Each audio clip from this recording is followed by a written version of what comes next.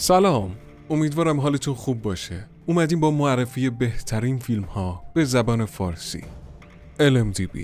توجه، فیلمایی که معرفی میشن برای کودکان زیر 18 سال و افرادی که دچار بیماری های قلبی هستند پیشنهاد نمیشه.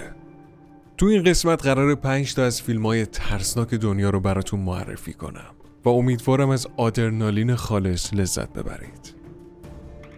اولین فیلم The Shining، درخشش، محصول سال 1980 آمریکا. از نظر خیلی‌ها فیلم درخشش یکی از ترسناکترین فیلم‌های تاریخ سینماست. این فیلم داستان اقامت یه مرد نویسنده با خانواده‌اش توی هتل به عنوان سرایه داره. ولی این مرد درگیر اختلالات روانی و عصبی میشه و قصد نابودی زن و فرزندش رو داره. پیشنهاد میکنم اگه زیر 18 سال هستی این فیلمو نبین. فیلم شماره 2، پروژه جادوگر بلر که محصول آمریکا تو سال 1999. این فیلم از نظر بیننده ها مستندی از زندگی 3 تا دانشجوه که فیلم برداری آماتوری دانشجویی رو به ما نشون میده. ولی داستان بعد از رسیدن این فیلم به دست پلیس شروع میشه. پلیس اولش فکر میکنه موضوع شوخی‌های دانشجوییه، پس این فیلمو به نمایش عموم میذاره و ماجرا تازه شروع میشه.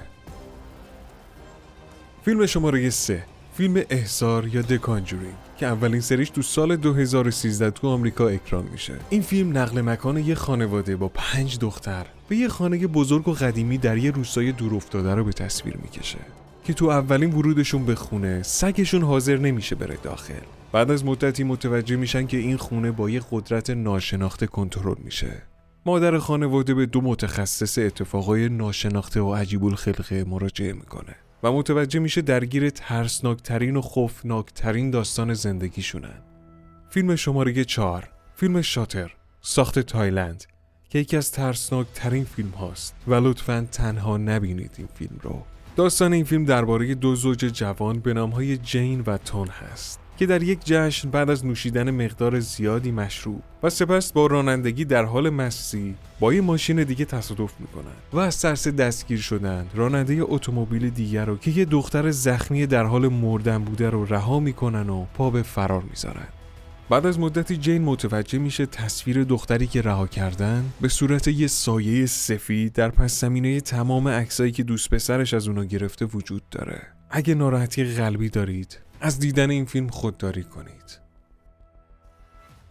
فیلم شماره 5، فیلم ترسناک حلقه یا رینگ که نسخه ژاپنی اون از همه ترسناک تره و پیشنهاد میکنم به هیچ وجه این فیلم رو تنها نبینید. داستان این فیلم درباره نوار ویدیویی ترسناک و مرموزیه که هر کس بخواد این فیلم رو تماشا کنه تلفنی با او تماس گرفته میشه و میگوید که 7 روز بعد خواهد مرد و هر چی که میگذره اتفاقای این فیلم دلهره آور و ترسناکتر میشن.